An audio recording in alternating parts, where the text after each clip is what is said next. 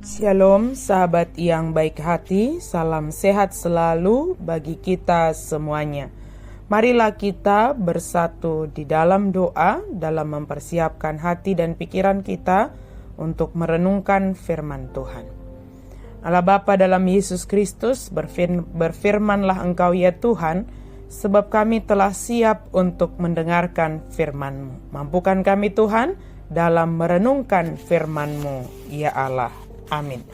Firman Tuhan bagi kita pada hari ini tertulis dalam Yeremia 31 ayat 20.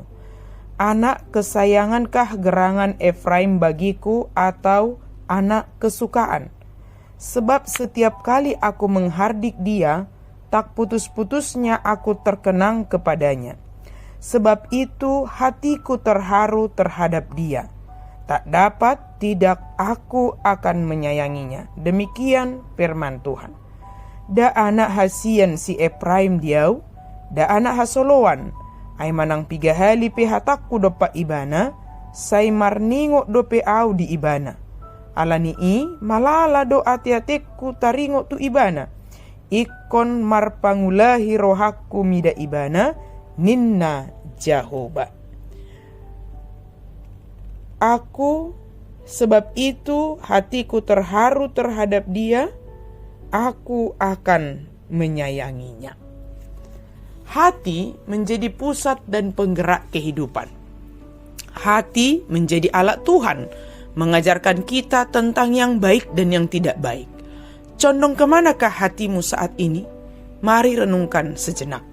Apakah hatimu condong kepada kenikmatan duniawi? Apakah hatimu condong kepada kekuatan dan kuasa yang ada padamu? Atau hatimu sedang condong dan terarah hanya kepada Tuhan? Tawaran duniawi dan kekuatan keinginan kita seringkali memengaruhi kita dalam tindakan. Karena keinginan, kepentingan, kekuasaan, dan kenikmatan duniawi, maka raja-raja Israel sanggup melakukan hal yang bertentangan dengan firman Tuhan. Mereka sanggup memunculkan nabi dan imam palsu untuk meninabobokan masyarakatnya. Ketika nabi yang menerima suara Tuhan menyampaikan nubuatan pembuangan dengan tujuan mengingatkan umatnya supaya kembali ke jalan yang benar, justru mereka meresponnya dengan memunculkan nabi palsu untuk tidak mempercayai apa yang dikatakan oleh nabi yang menyampaikan suara Tuhan. Setelah semua terjadi sebagaimana dinubuatkan oleh nabi Tuhan, maka mereka menyadari apa yang telah mereka lakukan. Ratapan dan apa yang dialami Israel mengingatkan mereka bahwa Allah sedang menghajar dan melatih mereka untuk mendengarkan suara Tuhan. Allah sedang melatih mereka untuk menyadari perbuatan mereka yang meninggalkan ketetapan Tuhan. Nas ini menggambarkan duka cita dan perkampungan, tapi di dalamnya Tuhan menunjukkan kasih sayangnya. Tuhan menunjukkan hatinya yang sangat mengasihi umat Israel, secara khusus Efraim. Meskipun mereka tenggelam ke dalam dosa yang paling bejat, Allah tetap mengasihi bangsa itu. Walau bentuk kasih Allah itu tidak melulu hanya melalui berkat-berkat yang melimpah. Sebab hukuman atau bangsa yang jahat dapat dipakai Allah mengingatkan akan tindakan keberdosaan, sehingga mereka ingat dan tahu untuk meninggalkan jalannya yang jahat itu.